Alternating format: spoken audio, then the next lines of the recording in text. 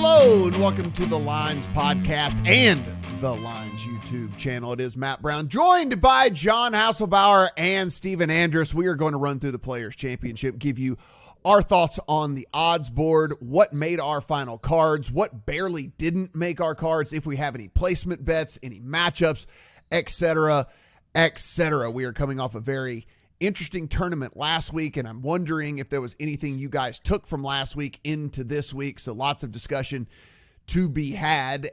John, I want to kick off with you. Of course, you have the awesome preview article over on thelines.com. So if anybody wants the very full, super detailed version of everything, head over to thelines.com. You can find, just click John's name and all of his stuff comes up. So be sure and take advantage of that. But let's go ahead and give at least, some of the stuff that is important here. I mean, it's a short-ish course when we're talking about, 7,275 yards, par 72 type of stuff. And I think more than anything, one of the things that we can kind of bring up here, and this is a tangent off of the betting, but I mean, this is a $25 million purse. There are 13 different spots that pay over $500,000. First place is $4.5 million, 2.72 for second, 1.72 for third, 1.22 for fourth, and then a little over $1 million for fifth. So if you're in any one and done pools, fire the missiles. There's nothing to hold back on this week because it's 4.5 to first. You shouldn't be having any sort of strategy other than trying to make the maximum amount of money.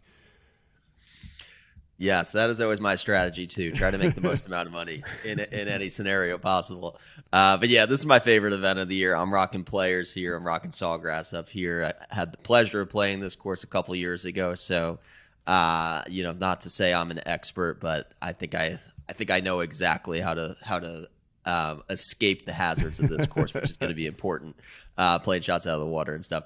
But yeah, this is my favorite event. It's used to be the best full field you could get in golf. Now some of the live guys aren't there, so it's technically not so much anymore. But the best field you can get amongst the PGA Tour players, still the best purse, as you mentioned, the highest stakes, and a really fun, dramatic concluding stretch of holes with water and just danger everywhere left and right, where you're going to be, testing it with your nerves to finish. You've got to earn it. You can't really luck out and just not lose this tournament. You've got to go out and get it. So that's what makes this tournament so exciting. As you mentioned, 7,200 yards as a par 72, not very long, not a very driver heavy course. Players like Justin Thomas have come into here with not great off the tee form, but you know what? You keep the driver in the bag and all of a sudden you can be pretty good off the tee player here, hitting 3-woods, hybrids, long irons, driving irons off the tee. You got to find the fairways that grew out the rough a little bit more this year than years past. So definitely, go from point A to point B, find the fairway, and then you're going to have some tucked pins. You got to hit, middle of greens. Don't get too crazy hunting for pins because Pete Dye is known for tucking these little pot bunkers and tight undulated runoffs that are going to give you just uncomfortable chip shots you haven't seen before. So you got to be a clever, crafty, imaginative, short game type of player to have success at Sawgrass. And when you look at the list of winners, it is that sort of crafty, thoughtful veteran who's seen the course a couple times, who knows how to play conservatively and then take chances when you need to. As always, when you play in a difficult course and a high stakes event, you're going to need to be sharp with your ball striking leading in, and then also just not have an off short game week. But on these greens, I would say the greens are not really the defense of this course. Very pure Bermuda overseed greens, so it's not like you need to be the best putter in the world to master these greens. We've seen a good mix of the putting specialists and the not so great putters have equal success here. So really, just to wrap it up, strong approach play is of the most importance, and then secondary, I want to see a little bit of touch around the greens and that little intangible clutch gene, let's call it, of when the going gets tough and you got $25 million purse on the line, who's going to step up and take it. Stephen Andress here with us, and we're looking at the odds board, and Stephen, it's going to be the big three pretty much every single event moving forward that they're all three in it. Rory McIlroy, Scotty Scheffler, Jon Rahm. If we look right now, those are going to be the three guys at the top of the odds board. Depending on where you look, what book you're at, it might vary just a tad on who is favored over the other three guys, but they're somewhere in that 9-ish, 10-ish range, something like that. There might be an 11 out there, but that's kind of where they're going to be. And then you get into that second tier of guys in which you have proven winners on tour, world-class players in Cantlay and Homa and Thomas and Morikawa and Schauffele and even Victor Hovland, which I don't really put in the same tier as those guys, me personally. Tony Finau at 28, Jason Day at 28. The steam on Jason Day, absolutely amazing coming into this one. 35 on Zalatoris, 35 on Tyrrell Hatton, 35 on Sungjae, 35 on Fitzpatrick as well. Jordan Spieth can be fit in there. Then you get into the 40s and the Tom Kims and the Cam Youngs and Siwoo Kims and Shane Lowry's, stuff like that, kind of in that 40-50 range. When you were looking at the odds board, and as it sits right now, listen, one of the things I think we get caught up a little bit too much of in golf betting is what I got, right? Like the number I got, and we want to be so proud of the number that we got, and I get it, and that's fine, but someone watching this video might be going in to make their bet today, and it doesn't matter what number we got. We need to talk about what number is actually available today. So when you look at the odds boards right now, when you start at the top and you kind of start to make your way down, is there anybody that is too short? I understand the win equity on those three guys is so incredibly high, but I mean, in golf betting, can we really make a profit betting 9-to-1s week to week? Probably not. So what part of the odds board did you kind of start to feel was a sweet spot? Well, Jason Day is absolutely too short at this point. And to John's credit, he bet earlier this week, he's 50-1, but this is still a guy who, despite his top 10 consistency, top 20 consistency this season, has not won a PGA Tour event in 4 years. So now if you're just looking at the board before the start of the tournament and you see 28-1 and Tony Finau's 28-1, Vic Hovland's 28-1, Will Zalatoris 35-1, Tyrrell Hatton, who almost won it last week, 35-1, U.S. Open champion Matthew Fitzpatrick, 38-1. You can't justify this price on Jason Day at this point. If you want to talk about some top 10s or something with him, that's fine. That's a different conversation. But with the caliber of names in this field underneath of Jason Day at this point, I think it's just ludicrous to bet him at 28-1 at this point. The other interesting thing to me is right at the top of the board, Matt, and I know this group here that we have assembled generally is not betting the top tier of favorites, but I at least think it's interesting with how good Jon Rahm has been this season that all of a sudden he slipped from shorter than 9-1 in recent weeks to now 11-1, so that if you did want to play Jon Rahm on a card this week with the typical structure that John likes to do, 3 units to win 24 units no matter who wins it, you could theoretically build a card at Jon Rahm at the top and still have some pretty decent names in that 90-1 range. Guys like Hideki Matsuyama, Sam Burns, Sahith Theegala. So those are not the typical 90-1 guys that you have in a normal week in a PGA Tour event. So I think there's at least an argument there to build a top-heavy card. Despite the fact that there's been volatility in this event over the past decade, we have seen some bombs win this, but we've also seen over the past couple of years guys shorter than 30-1 win this event as well. We all build out models, and we do that each week whenever we're getting our golf cards together. I've gotten to the point now, guys, where I'm building models on 3 different sites. So I have 3 different sites I'm building models on and comparing those and seeing, if anything agrees, then that kind of puts me maybe at least onto a guy to look in a little bit further. John, as you got going and the stuff that you dug into, what statistics, in case there are people out there who still want to build their own models and there's people out there who still want to go and do this on their own, what stats did you find the most important this week?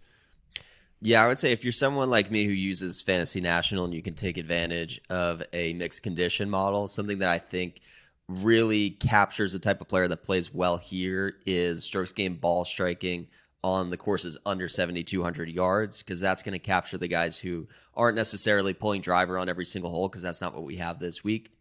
And it might be a good buy low opportunity for guys, like I said, like a Justin Thomas, who isn't the best driver, the most consistent driver, but when you put him on a short course and you put him 3-wood in his hand, he's much more comfortable working it that way. So that is something that I think you can find value looking from that perspective. I'm also looking at Pete Dye history specifically, but removing like Whistling Straits and Kiowa Island, because those are just super driver heavy open courses, not as translatable. But you look at like a TPC River Highlands as a comp course, stadium course where we have the Amex, and Harbortown where we have the RBC Heritage. Those are 3 positional courses by Pete Dye that have these same sort of quirky pot bunkers and just tricky hazards throughout that are kind of reminiscent of the player. So those are two like custom stats that wouldn't come immediately to mind maybe for most casual bettors, but that I think is important. And then obviously your approach is going to be something that I'm weighing much more heavily this week than most. And around the green is a stat that I don't always throw in the models, but this week I think it's especially important. Yeah, Stephen, when you were building out yours this week, I'm super heavy on approach, and typically I'll take a look at the approach stuff from a historical standpoint, especially when we have a course that's as sticky as this one, and try and figure out if there's like a bucket that I want to look at a little bit more. And I couldn't find it this week, and maybe there's something you guys found that I did, but sometimes it's like 30-something% of approach shots come from this distance, and whatever, and I'll weigh that one a little bit more heavy. I didn't find that this week. I mean, if you kind of look, it seems like everything is really spread out because you can attack this course so many different ways and the way that it goes. So I just did approach just in general and left it alone. I didn't try any sort of proximity stuff or anything like that. Is there anything you found, Stephen, that I didn't? And what else did you throw in your model this week?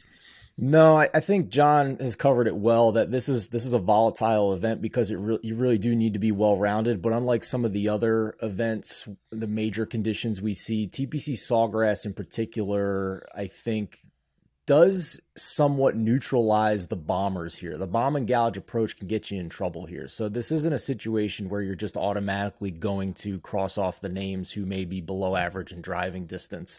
If they're putting it in the fairway, they're going to have a good shot to hit the greens and score on this course on some of these holes. So, I use John's stats to consider every single week. He's had a long history of success with it. I, in turn, have had a long history of success hitting outrights here and being profitable over the past 2+ seasons. So, what's going to be different is maybe the percentage of weight that we apply to each stat. So I'll let you know that for me this week, strokes gained on approach got 20% of my model. Par 5 scoring, and specifically strokes gained on par 5s, got 20% of my model, because we know the final score in this tournament tends to be in the teens under par. It's not last week like we saw with the Arnold Palmer Invitational, but it's also not, some of these putting contests that we see early on in the PGA Tour schedule. So I want guys that I am confident in are going to be able to take advantage of those par 5s and maybe try and survive some of the tougher holes out here. So those are the two stats that got the most weight for me this week. Yeah, I was up at 25% on approach this week. I did some par 5 scoring as well. I also did a little bit of sand save stuff with the 84 bunkers that are out there on the course. I wanted, if guys end up in there, I wanted to see more of a kind of a tiebreaker type deal for me, right? Is just that I wanted to put it in there so I could sort the category if it was something that I was looking at with some of these other dudes. And John, is there anything that you did, and it's very hard to do, it's Florida golf, it is, the weather can change drastically very quickly, there's 17 holes with water danger. Is there anything that you tried to take into account when it comes to that at all, or is it just a little bit too hard? Because last year we saw, if you were on the good side of the weather split, you had a chance to win this tournament. If you were on the bad side, you were dead in the water. So it's kind of like, are you overthinking it too much if you're trying to take all that into account? Yeah, fortunately, the weather is not as severe this year than last. I hated watching the tournament last year. I almost kind of threw away some of those stats from last year because it's like, what are we really doing? I didn't look at any of the results from last year. Yeah. Yeah, and things like Xander Schauffele was, I think, 6 under or 4 under on Friday, and then he came back on the course playing in like a tornado and missed the cut. So all missed cuts are not the same. So for me, when I'm looking at course history, if you've had one great result, I'm okay with that. I can overlook a few missed cuts at TBC Sawgrass, just because you could have a great round going, you put one in the water, it's a double, and all of a sudden your round is off the rails. And that happens more at Sawgrass than most any other course we see on the tour. And that's why I think you see so many inconsistent resumes at this course. Even when we talked about the favorites this week, Rory McIlroy, sure, he won in 2019, but he sandwiched that with 2 missed cuts. John Rahm has finished outside the top 50 in 3 of his last 5, and Scheffler's never finished inside the top 50 here. So even if you're going to pay up for one of the favorites, you are inherently taking on some risk that they're not guaranteed to play this course well. Nobody's immune from the blemishes of TBC Sawgrass, and even doubling down on John Rahm. You look at how he's gotten away with wayward shots at like the Genesis and hitting it off the parking lot and hitting it off houses and getting these free lines. That you're not going to get that here. You're either going to be in the water or the trees are so thin here. They're not like these like heavily branched trees. They're very like thin palm trees. So they're not going to knock you down if you're wayward. And I think that's why we see so much carnage here and so much inconsistency. So any positive sign I've seen in the past, I'll take that as a good thing. I'll overlook the miscuts. And then, I think I just go back to comp course history at other places that require you to be precise. How have you been doing on those courses? Steven, as we talked about, this could get wild, right? Did you, and this is more just a strategy in general. I don't want to get to your card quite yet. We'll get to that in just a second, but sure. Did you embrace variance, I guess, a little bit more? Did you go into this understanding that you were going to embrace variance a little bit more? Because again, like, it is Florida golf. It could get crazy. The weather doesn't look bad right now, but it is still Florida, and Florida can get wild and things like that. I mean, I did go into this, I think, a little bit more open to understanding that, hey, look, I'm going to do the work here. I'm going to do the best that I can to try to identify guys that I think fit well. And I might end up, all my guys might get cut, basically at the end of the day. Like, I'm understanding that heading into this thing. Yeah, I think you have to, this event more than any other. First of all, obviously the strength of the field, a little weaker than last year with the live guys not in it, but still the best possible PGA Tour field you can have. And then all the factors that you guys have discussed with this course and how penalizing it can be if you get a little bit wayward. I think the weather, last time I checked, is looking pretty mild this year, pretty gettable. So I think, there's going to be some birdie opportunities here this time around. So, but just the history tells us that this is a difficult course to project for. I've admittedly had my share of outright wins. We all have over the past few years and have been profitable over the course of the whole schedule. I have not hit an outright at the Players Championship. So maybe fade every pick I give you in this video, but it's just the nature of the Players Championship that it's tough to predict. John's got his past winners table in his article each week, linked out to it now. And, you have guys over the past 4 years who were 30-1 and shorter. And then before that, you had Webb Simpson at 100-1. You had Siwoo Kim at 500-1. Go back a little further. Ricky Fowler won this at 66-1. So I think the more bullets you can fire in terms of an outright card situation, the better off you are. And this field gives you the opportunity to get players at longer numbers than you're typically used to seeing. All right, John, let's go ahead and get to it. Let's kick off your card here, and we'll be able to discuss these players along the way. If there's any similarities, I might jump in because I know that you and I do have some crossover on some of the guys that we have on our card and stuff like that, so that people can understand that there's multiple guys on, between the three of us that are on these plays as we move on. So we'll start with you and your card. Yeah, absolutely. And my card is now published on lines.com, so everybody can check out the full written rationale I have for each player and the final card at the bottom too. But to kick off, I started my card with Colin Morikawa. I think it goes without saying on a positional approach heavy course that Colin's going to be a fit, and he's a fairly popular pick this week. You can still get him at 25-1, which I think is a fair number and where I probably expected to see him this week. I was fortunate enough to get a 30, and there were many 28s out there on him this week. But somebody who, like we're talking about, like maybe we just throw away 2022. He had a missed cut, but didn't have a great weather draw and wasn't playing in very fair conditions. So if the conditions are calm and this is an approach contest, like I will always start my card with Colin Morikawa.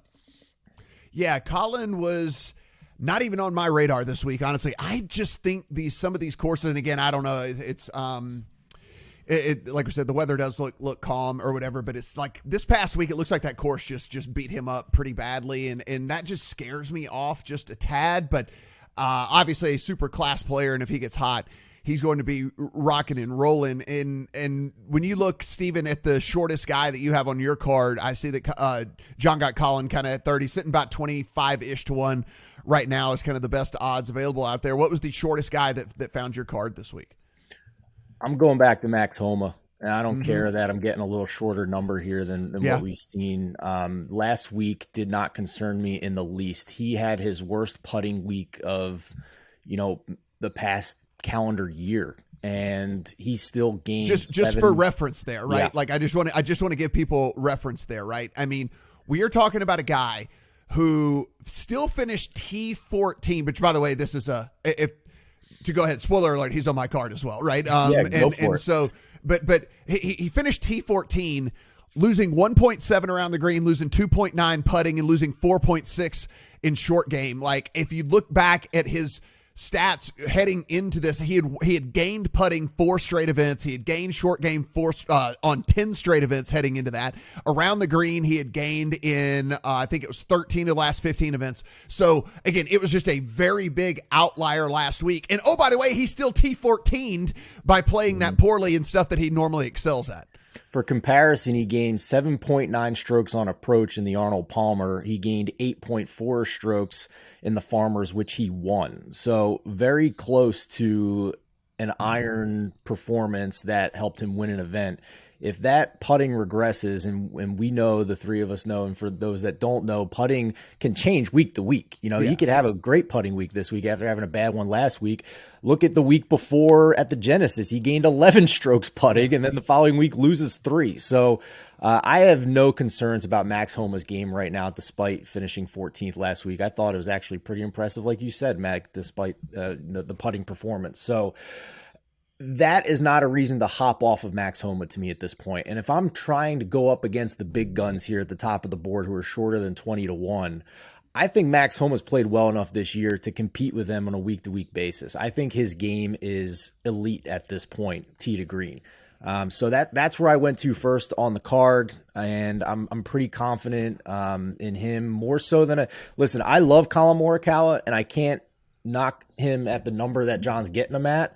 My concern is that he still is not back to the point, even close to the point in which we saw him make his run, win a couple of majors, multiple PGA Tour events. And John, I'm curious how you feel about this too, because, at the Century where he finished second, he did that with the putter. He didn't, he's had 4 of his 5 events this year. He's failed to gain 2 strokes on approach. I don't think he's quite back yet. Obviously, if he pops like he did at the Farmers where he gained 6.7 on approach, he's got a chance to contend here because the Farmers was just a long course. But to me, Morikawa is still trying to find the elite iron game consistency that we saw when he was making his run. Yeah, I'm not ready to say the iron game is gone, because if you look at just his approach numbers, he hasn't lost strokes on approach since actually the Players a full year ago. Right. But you're right. He's not at the elite world beater approach level that we would like to see from Morikawa. He should be going into an event like this being like a top 3 approach player, and he's probably top 10, top 15 coming in. I think there's some sort of subjective thing to Colin where he understands when he's getting into one of the bigger events that he focuses in a little bit more. He has been a big game hunter his whole career. He's got a couple majors. He's won a WGC in Florida. So it just seems like when the fields get good, that's when he brings his best stuff. Obviously at the API that didn't come to fruition for him, but that's more of a bomber's course. When he's been on more of these like approach heavy courses, I feel like that's where we've seen a little bit more consistency with him. But at the end of the day, I think most people, if they had access to a 30 on Colin, he'd be on many more cards than maybe the mid 20 odds if people were slow to react on it. So my shortest guy, I do have Max Homa, but I actually have a shorter guy, and this is not really like me, but I just had to be a slave to the numbers, and I actually hate betting this guy more than any. Like I hate betting Patrick Cantlay. Like I hate betting Patrick Cantlay. It is like the bane of my existence. I don't like his face. I don't like his demeanor. I don't like anything about him like at all. I don't like he looks all frumpy. I don't like the way he looks. There's everything about Patrick Cantlay I don't like, but I have to be a slave to the numbers this week. I mean, literally, like I said, I'm running models on 3 different sites now, and like every single one of them, Patrick Cantlay is 1, 2, or 3 in every version, every length of everything that I ran, everything that I plugged in. He's no lower than 3 in every single one of these things that I'm running, and so I had to be a slave to it. And listen, he's playing pretty well, kind of under the radar. Patrick Cantlay's been putting in some pretty high finishes here of late as well, so I do kind of like the form even leading into all of this. And listen, the numbers like him if I am betting Patrick Cantlay, because I will fade his ass at every single chance I can get. I will do it, but it's just this week I cannot do it. If he won with as high as he finishes in every single thing that I did this week, I would feel like a complete and utter moron. So He's in there, and that's I hate it, but I have to root for Patrick Cantlay this week. But Patrick Cantlay is in there, as is Max Homa. And John, you and I are both on Tom Kim, and I'll let you talk about Tom Kim as well. I mean, we mentioned typically we'd like somebody with a little bit of experience here. He is a debutant at this event, but I don't know, man. Maybe I'm just caught up in the hype, and maybe it's just what I see with my own eyes when I'm watching this guy play. But I feel like if there's anybody who can handle just being at a huge event and all the things like this guy just seems like he's enjoying life right now, playing golf. It doesn't really matter. Even when he's kind of playing bad, he's still having fun and whatever. So I'm kind of sold on Tom Kim, and I'm sold on Tom Kim even this week. Yeah, I'm buying in the hype too. I'm seeing on just like Instagram too, like Justin Thomas and Max Homer sharing like selfies with the guy. He's just like joined in their practice group, wasn't even supposed to be there, but they're like, yeah, come with. So like maybe he's gonna pick up that experience by osmosis, just hanging out and being a good dude with these other guys. And then also you mentioned experience. Obviously, he is a debutant. The debutants don't have the best track record here, and the trend that seems to be bulletproof here is you'd like to see a top 20 finish before a guy goes on to win. That's happened in, I think, the last 12 events. But what Tom Kim does have on his side is Joe Scavron, his caddy, and Ricky Fowler's former caddy, who won together here in 2015 and 2016. 2015. And so I think that goes a long way. And that's something that we actually saw just last week with Kurt Kitayama, who was a debutant at Bay Hill. He takes Bryson DeChambeau's former caddy who won there the year before in Tim Tucker. And all of a sudden you pick up a lot of experience very quickly when you can just defer to your caddy. He's wise beyond his years, Tom Kim. He's a smart player. He's thoughtful. He does get a little aggressive at times, maybe to a fault. But you know, he's got a great trust with that caddy. They've already won twice together over the last 6 months. And you put him on a positional course. You know, I'd like to think that he's a superstar in the making that can transcend like a short course fit. But I feel like as it currently stands, he's kind of on a trajectory of having like a Webb Simpson or Matt Kuchar type of career. And those are two guys who have won at the Players. Yeah, I same with me. Saw all the stuff that I really like about him. And as far as course fit goes, I mean, I guess I can't really say because I haven't seen him play this thing, but it seems to me like this is the ideal type of course that I would like for him, because if I do get his kind of 90th percentile outcome with the way that his game is structured, then I feel like I'm going to be in contention here for this one. So I do like Tom Kim as well. I do want to stay with you because it's a guy that we've already brought up.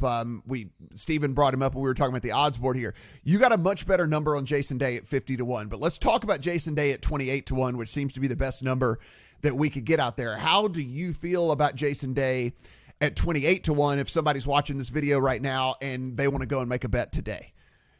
Yeah, well, let's start off by saying make sure that you are in the Lines Discord, because if you were, you probably could have capitalized on the 50 when it was there. But if you're not, and we're living in current times and the 28 is the best that's available, I wouldn't pull the trigger as well. I'm with you, with Steven on that. He's been bet down a ton. I understand why. You come into the Players with 4 consecutive top 10s, a past winner, and 3 top 10s at this event over the last 6 years. It just feels like sort of like a safety net at an event that has no safety net. And when was the last time you heard Jason Day vertigo, Jason Day back injury, withdrawal risk? Like that has become a thing of the past, like like seemingly overnight. But you look back, and I remember I bet him at Memorial last year or the year before, and he withdrew from that. And that, I think, is the last time we've even had any concern about withdrawal risk for Jason Day. So that used to be the reason you avoid him. Now he seems to be healthy. He's changed his swing in order to have something more sustainable on the back, which had a little growing pains as you would understand with the swing change. But it seems like the swing change is working. It's not causing any further injury concern. I'm with Steven too, though. Like if you want to bet Jason Day, I would endorse the top 10, endorse the top 20. The 28 is a little rich for my blood now at this point.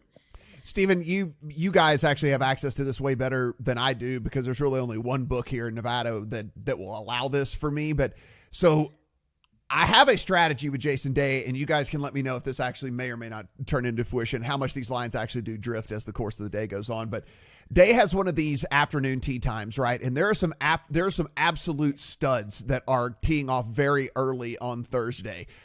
I expect a score to get posted, right? I mean, we're talking about, Scheffler and Rahm and all these guys that are going early, Cantlay's going early, all these different guys that are going early.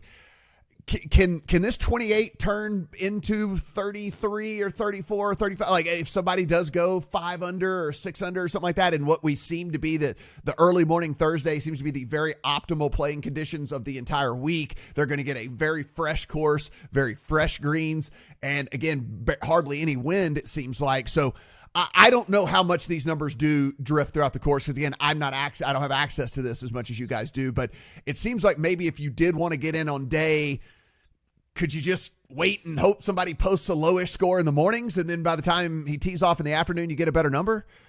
John, tell me if your observations of this match mine. If Day hasn't teed off yet, his number really doesn't move all that much in the live odds, even if a guy goes and posts a number.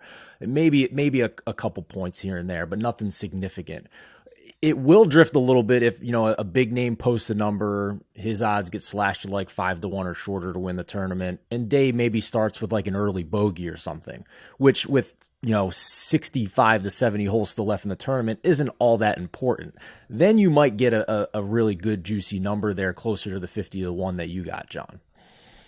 Yeah, I think take last week, for example, like if Jon Rahm comes out as the favorite and posts a 7 under start, everybody's odds are going to fall back because they're going to all of a sudden Jon Rahm is even odds to win a tournament after one round. But if it's not one of those big three, to your point, I don't think it drifts beyond like maybe 30. I think for me, 40-1 was the magic number for Day. If he was anything 40 or longer, I was going to probably place it.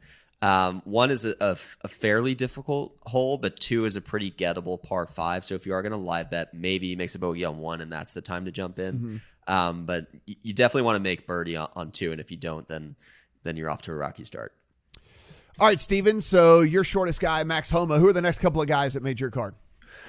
Yeah, the debate I had with Colin Morikawa was with Tony Finau, and I know that Tony Finau has burnt most of us for the majority of his career. I was not on him when he got hot and won his couple of events, but if to me the narrative is around Colin Morikawa being an elite iron player, then Tony Finau has actually produced at a higher rate with his irons than Morikawa has this season. Finau, over the past 5 events, has gained at least 3 strokes on approach in every one of them. And I also believe that he's a better short game player than Colin Morikawa. He's gained strokes around the green in 3 of his past 5 events. So Tony Finau at 28-1 was an interesting number to me here, just kind of looking at that second tier of guys. Honestly, Matt, I understand where your head is at with Patrick Cantlay, and you just swallowed your pride and took him at shorter than, I think you got him shorter than 20-1, right? I'm not. Yeah, 17, there. Yeah. Yeah, so him also being shorter than 20-1 is giving us some guys like Tony Finau at longer odds than we typically see. So yeah, I'm rocking Tony Finau here. Tee to green, he has gained more than 5 strokes in 3 of his past 4 events. If he just has a good putting week, which he has done at TBC Sawgrass in the past when the rest of his game wasn't at the level it is as it is now. If he has that good putting week, I think he does contend here this week.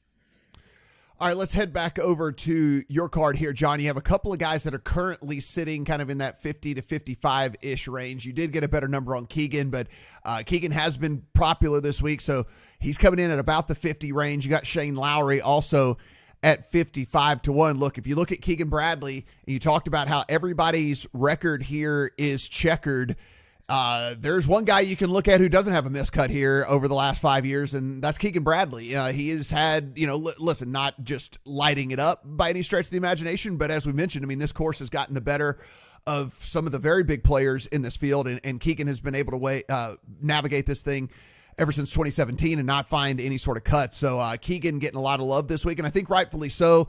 I listened to an interview with Keegan on Golf Radio where he said, listen, I'm always have something that I am like complaining about with my game. It's whether, the driver's not quite right, or I need to, the putting stroke doesn't feel exactly great, or whatever it might be. He's like, I feel great. He's like, I don't have anything to tweak right now. He's like, I think that everything in my game is peaking at the right time. And so I like Keegan a lot this week as well. Yeah. Like you said, consistency at Sawgrass. I don't think of consistency is the last word that comes to mind when I think of Keegan Bradley, because every single round he plays is a total roller coaster. He's in the water and then he goes on a birdie streak. That was like exactly how you would describe that T10 he had last week at the API. He was in the mix after day one. He almost missed the cut after day two, and then he fought all the way back and had a crazy Sunday round. So I got the 90 in the midst of a birdie streak on the back nine at API last week. I can't say I would bet the 50 because it's Keegan Bradley and you just never know what's going to happen. But he definitely seems to have turned the putter into, I would say, even a strength since the players last year. I bet him here last year. And the T5 is misleading because he went into 18 with a chance. If he were to birdie, it's a tough hole, but if he were to birdie, he would have been clubhouse leader and he would have gone to a playoff with Cam Smith. Instead, he kind of bottled the tee shot into the trees. He punched out into the water and he made a mess at 18. So a little misleading on the T5. He really had a chance to win this last year. He tweeted himself that he's trending, so I have to take Keegan at his word. And he's a Florida guy. He's from Jupiter. His family's going to be here. He's always talked about really enjoying getting the family time. I think that's a plus for him. So anytime Keegan's in the Florida swing, that seems to be the right time to play him. And what about Shane Lowry sitting here at 55-1? If I was looking at the models that I ran, if I had, because I do this just to kind of see what a baseline might be, but I don't really consider the 100 round and 75 round models very much. I just like to see how it shapes and evolves over time. Whenever I do get into the ones that I value a lot more, kind of in that 36 and 24 type range. But you look and boy, Shane Lowry, it just peppers these models that I ran going long term all the way into some of the short term stuff as well. So I'm guessing you saw a lot of that as well. Yeah, absolutely. I think you see a similar number today between Lowry and Keegan. I feel much better about Lowry in a heads up.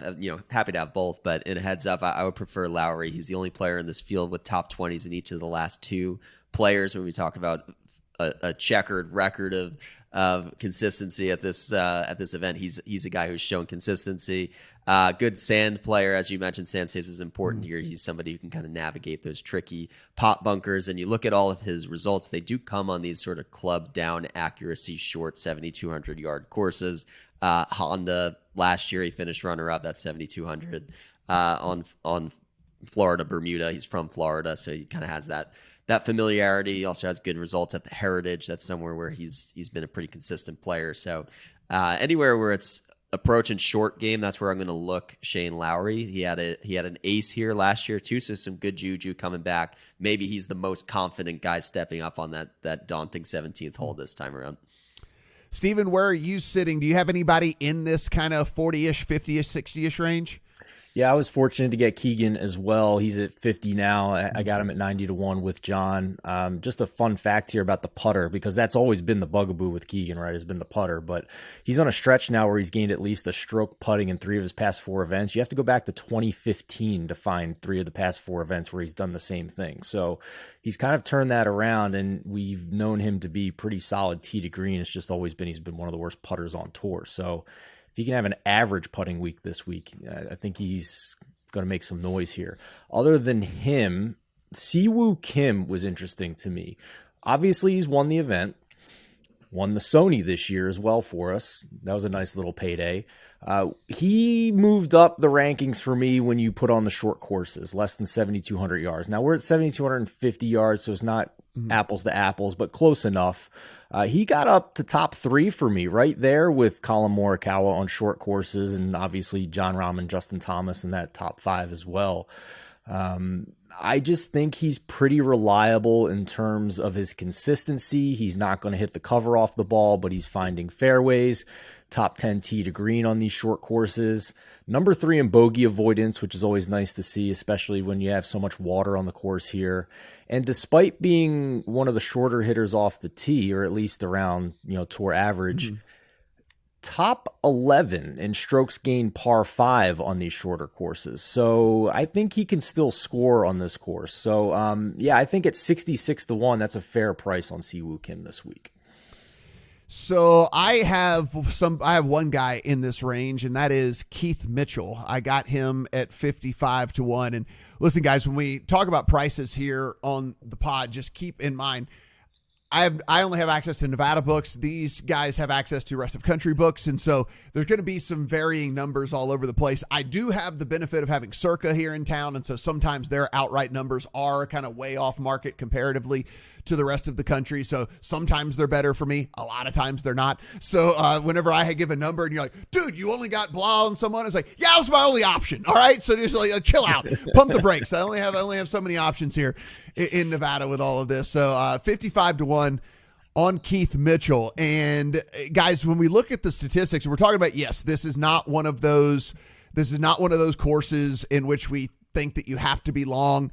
I think I think we would all say, listen, length is always going to be a bonus, especially if you are long and also accurate.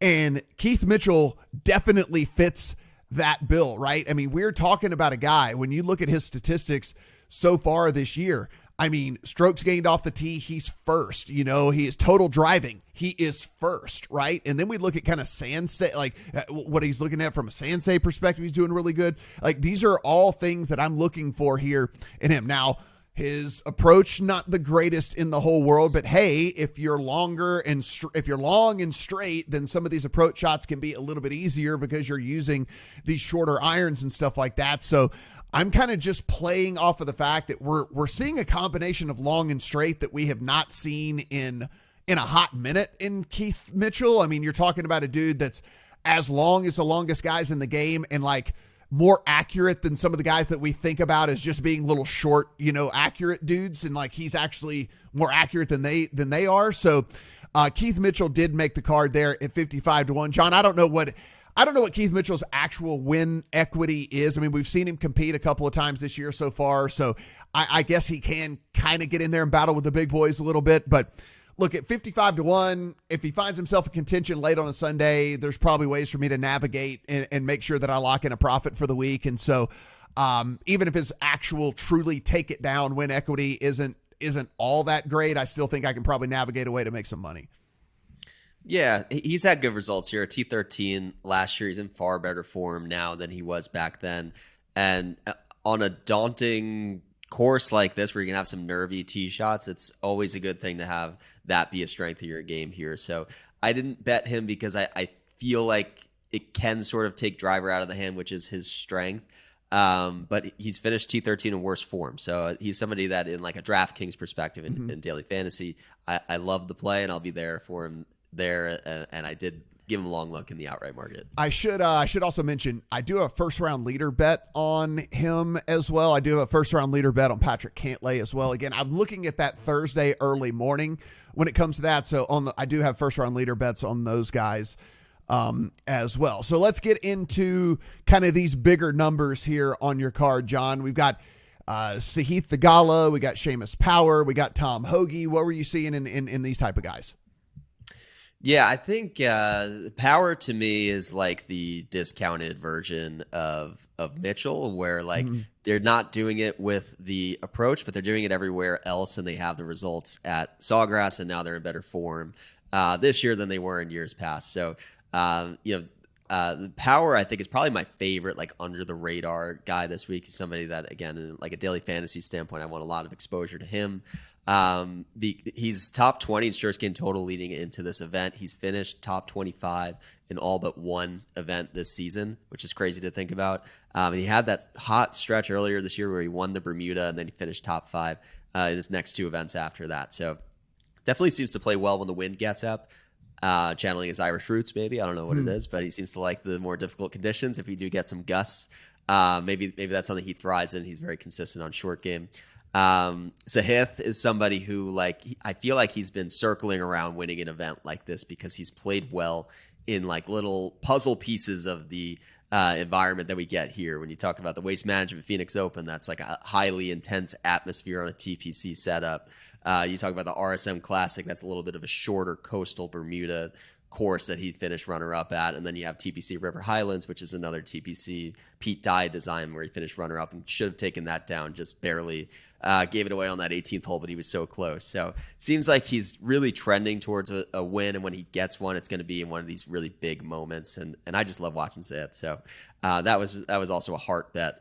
And then Tom Hoagie, 150 to 1. I bet him outright last year. I bet him first round leader last year. So a little good juju after getting the chop on the first round last year. He's number one surest gain approach over the last 36. So if I can get triple digit odds on the best approach player at an event that really puts a premium on it, I'm gonna pull the trigger on that.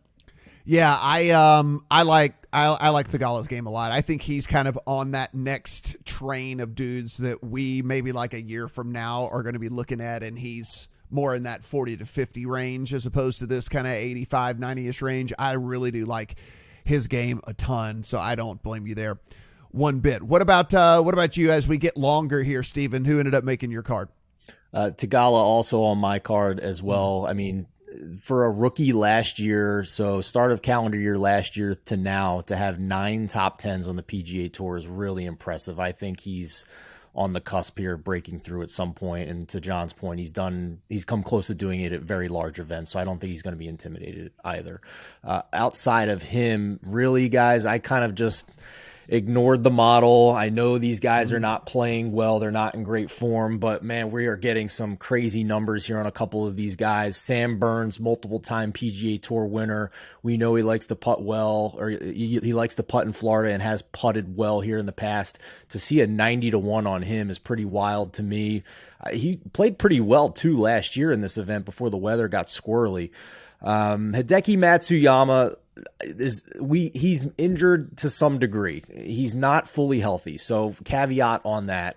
So he's not a guy that you want to go out and bet a top 10 or a top 20 or even matchups, because the volatility here is crazy. But in the context of an outright, if he does play well this week, 80 to 1 is insane. I think at that price, the injury risk is baked in. So, in a 3-unit card or a 3.5-unit card, which I like to do on these big events in the majors, to only have to use half a unit on Hideki Matsuyama with his win equity. He's won the Sony Open. He's won the Masters. He hits it straight. That to me is worth the injury risk at that point to get 80 to 1 on him. People forget too, he came out guns blazing in 2020 in the COVID stoppage year. He was the That's first right. Yes. So I mean, that's like half a win at the Players, I think, or at least a quarter. It should be. It should be looked at like that. Anyway, yeah, I only have 2 after this, 2 kind of bomb plays here. And these are, so one of the sites that I run models off of does take in all of the rest of the world statistics, right? So the algorithm takes in DP World Tour, Asian Tour, all the different things like that. And so I get a couple of names that I think don't pop up on Fantasy National a lot when I run these models and stuff. And a couple of names, Ryan Fox and Aaron Rye, were 2 guys that popped real high for me as you bring in all of their rest of world stuff. Now, not a ton of success for either guy here in the States. And so I take it all with a grain of salt, but listen, I'm getting Fox at 225 to 1. I'm getting Rye at 300 to 1. And these are guys that, again, have check a lot of the boxes of the stuff that I was looking for this week. Hasn't really translated here, but has had success elsewhere. And so maybe they can kind of run hot again on a tournament that we think is really volatile, right? And so I'm going to, I'll roll the dice on a 225 and a 300 to 1 on those couple of guys like that. If you want the rest of John's card, including his first round leaders and his placement markets, guess what? We're going to make you go to the site to get those. The link is down in the description below. So click on that and go in and take a look at the full article over at thelines.com. Guys, I do want to close this out though with some discussion on one and done. And because these are some very big pools that people are playing in. I know a lot of people have them just with their friends, or whether you're in the big pools out there in the golf community as well. Listen, from a strategic standpoint, if anybody came to me and said they wanted to play one of the big 3 dudes, I would never talk them off of it at all, right? I mean, again, we just talked about it. There's 5 different spots that pay 7 figures, 4.5 to first. I understand John Rahm struggled last week, but he did go 700 in the first round. I mean, I'm not going to talk anybody off of Rahm, Scheffler, or Rory. John, are you of the same mindset there? Because I mean, I don't have any of those guys available. I think I have one of them available. I'm in, 5. I've max entered in all of them, so maybe I have them someone available in 1 or 2 or something like that, but like I don't have them widely available, so they're kind of off the table for me. But if they are available to people out there, it'd be hard for me to say no. Yes, I think this week makes me so uncomfortable in one and done because you have to get it right. And just for example, like in 2021, I picked Justin Thomas in this event, and the purse was less, but compared or relative to the other events, it was still like so much more than the other events. Yeah. And I was having an awful one and done year up until that point. And then you hit here, and it's almost like winning 3 outright. Right? It changes everything. And I ended up finishing top 10 in my one and done pool with like 5,000 people in it because of hitting the players correctly. And then the next year, Cam Smith won, and he was probably the chalkiest selection or 20% picked. And if you didn't pick Cam Smith, it was an uphill battle the rest of the year. So it's crucial. You have to get it right. And it's so risky because this is the event that the elites are most likely to miss the cut in. So it's a tough decision for me. I'm looking down all the data points of like who's the least likely to blow this up, but also the most likely to finish top 5. So it's tough. If you have like a Rahm, Rory available, I think this is the spot to pick them. I wouldn't pick Scotty here because I think there's a bunch more events that still have high purses that he has better history, such as the Masters coming up. So I don't really like Scotty in this spot, but I have been thinking about I've actually already used Rory, so I'm thinking about Rahm, and if not, I am thinking about Jason Day just because that top 10 floor feels pretty good. Yeah, it really is. I mean, that's the way that this guy's been playing. What about you, Steven? You know, let's talk about if you have everybody available, and then let's talk about where, you know, if you have kind of whittled through some of the big names, where would you be leaning?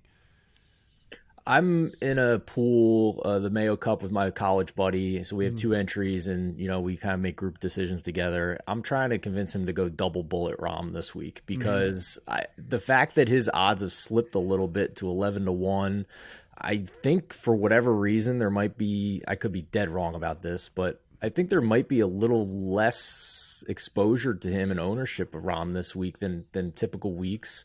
And the money is just so big that, you know, it's worth just kind of burning it now. I'm also in a position where, you know, we're in like 1,000th place and only the top 600 get paid. So it's a good chance to move way up there. So, but if I'm going for a sleeper in one and done here, I'm looking at guys like Keith Mitchell. I'm looking at, you know, a Tony Finau. That's not as much of a sleeper, but Keith Mitchell and Siwoo Kim would be probably my top guys down the board there this week. But with so much money on the line, I'll let you know on Discord if I win the battle here, but I want double bullet Rahm this week, and if he misses the cut, so be it.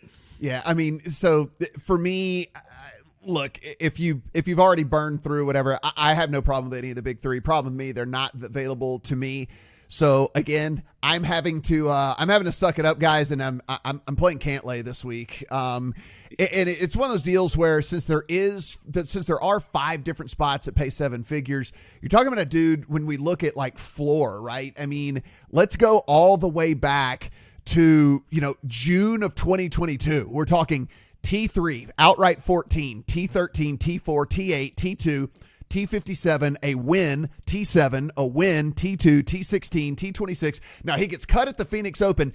Is there anybody on the world that doesn't need to be playing Phoenix Open other than Cantlay? Like that, the party atmosphere with that guy and his face and the way that he looks and the way he walks, he should never play that event where like that's the most obvious cut on the face of the planet. Comes back 3rd at Genesis and then T4 at the Arnold Palmer, right? So again, in an event where I'm getting 5 different spots that pay 7 figures, I think the floor here for Cantlay is pretty damn high, and the ceiling is probably a win.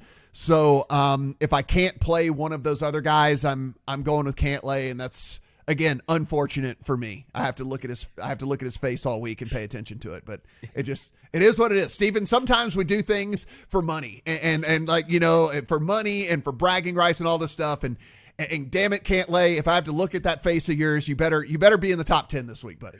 Was it Jay Monahan, the PGA Tour commissioner, came out and said there's been like 9 extra minutes of golf shots during broadcasts this week? There's a direct correlation to them just showing less Cantlay because he takes friggin' 60 seconds to hit every shot. It's so great. All of John's work, again, guys, you can find over at thelines.com. We will drop the links also in the description below, so make it very easy on you to go in and click and find all of that stuff. And by the way, everything we do is absolutely free. So if you want to give some support that costs you nothing, just go down, hit the subscribe button down below. You could rate, you could review, you can put some stuff in the comments as well.